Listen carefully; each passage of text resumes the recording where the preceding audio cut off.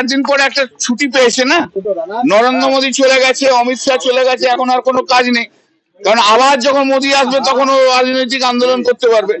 ও তো দাদু ছাড়া চলতে পারে না। হ্যাঁ, তাই জন্য দাদুকে চাই, বড় দাদু মেজো দাদু ওরা আসলে তবে আসবে।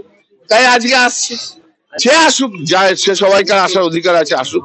কিন্তু বড্ড লেট হয়ে গেল না, মোদী বলে গেল, অমিত শাহ বলে গেল, ওই সময় ব্যস্ত এত, তাই জন্য। এই অমিত শাহ এত কিছু বলে গেলেন যে এখানে অনুপ্রবেশ নিয়ে, এখানে এ নিয়ে সমস্ত কিছু বলে গেলেন। নিজের দোষ, নিজের গাফিলতি সমস্ত অন্য জায়গায় ফেলে। যদি বাংলাদেশ থেকে আসে, তা চলে আসে, তাহলে কার ফল্ট? বিএসএফ এর ফল্ট। তুমি বিএসএফ কে কাজ করাতে পারছো না কেন? That's your great fault. BSF কেন কাজ করতে পারছে না? তা তোমার কিসের ইন্টারেস্ট আছে? তুমি বিএসএফ কে দিয়ে কাজ করাচ্ছ না।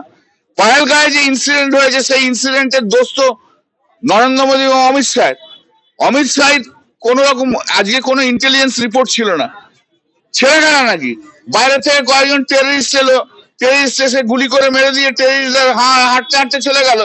আর অমিত শাহ, নরেন্দ্র মোদী ঘুমোচ্ছিলেন। ওদের বিএসএফ কোথায় ছিল? এত বিএসএফ, এত সিআইএসএফ। পশ্চিমবাংলাতে একটা ঢিল পড়লে সঙ্গে সঙ্গে 15টা সিআইএসএফ, 15 বিএসএফ, ভোট হলে 1500 কোম্পানি বিএসএফ সিআইএসএফ দেওয়ার জন্য ব্যস্ত থাকে। কিন্তু যেখানে আমরা কি জানি না পাকিস্তানকে নতুন টেররিস্ট কান্ট্রি হলো নাকি? পাকিস্তান তো অনেকদিন আগে থেকে টেররিস্ট কান্ট্রি, ভাই, সবাই তো জানে। পাকিস্তান হচ্ছে টেররিস্টদের আঁতুর ঘরে, তো সবাই জানে।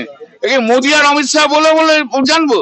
অপদার্থ দুটো লোক এসছে, নরেন্দ্র মোদী আর অমিত শাহ। সবচেয়ে বড় অপদার্থ হচ্ছে অমিত শাহ, গোপাল ঠাকুর একদম। হ্যাঁ, গোপাল ঠাকুর সেই আসছে। এই আওয়াজ তো 2021-এও বলেছিল, এই আওয়াজ তো 2024-এ বলেছিল, সারা ভারতবর্ষব্যাপী বলেছিল না, ইসকা বাদ 400 বার হয়েছিল 240। মুখে এমন ঝামটা খাবে না যখন 2024-এ নির্বাচন হবে। কিন্তু ওদের লজ্জা নেই, দোকান কাটা। আরে সবচেয়ে বেশি রিগিং তো অমিত শাহ করেছে। অমিত শাহ তো রিগিং মাস্টার। অমিত শাহ হচ্ছে রিগিং করার একটা মানে আইডিয়াল ম্যান। লোকে ওকে থেকে রিগিং করার কথা ভাবে। গুজরাটে কম রিগিং করেছে? ও তো রিগিং মাস্টার জেনারেল। ও এখন আবার সততার কথা বলছে।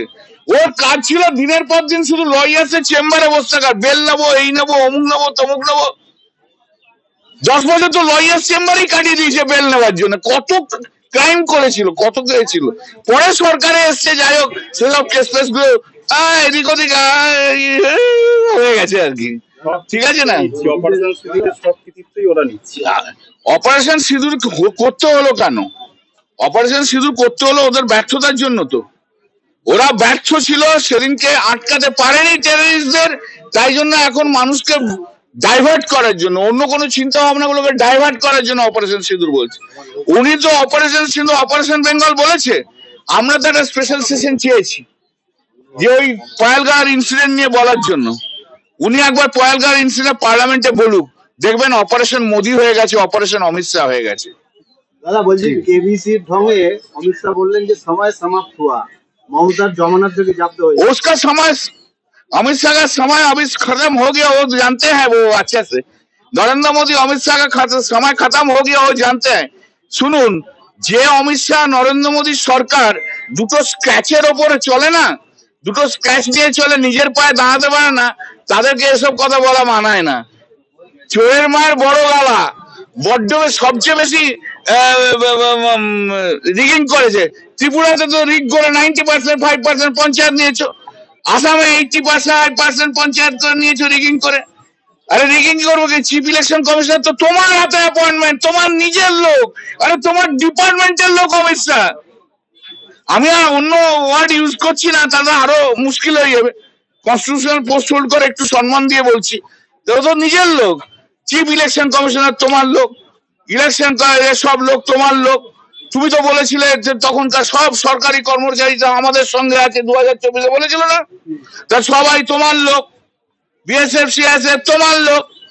শুধু একটা জিনিস তোমার নেই, যে বাংলার জনগণ তোমার সঙ্গে নেই, আর সব তোমার সঙ্গে আছে। গুন্ডা থেকে আরম্ভ করে, লুঠেরা থেকে আরম্ভ করে, ধাপ্পাবাজ, খুনি, সব তোমার সঙ্গে আছে।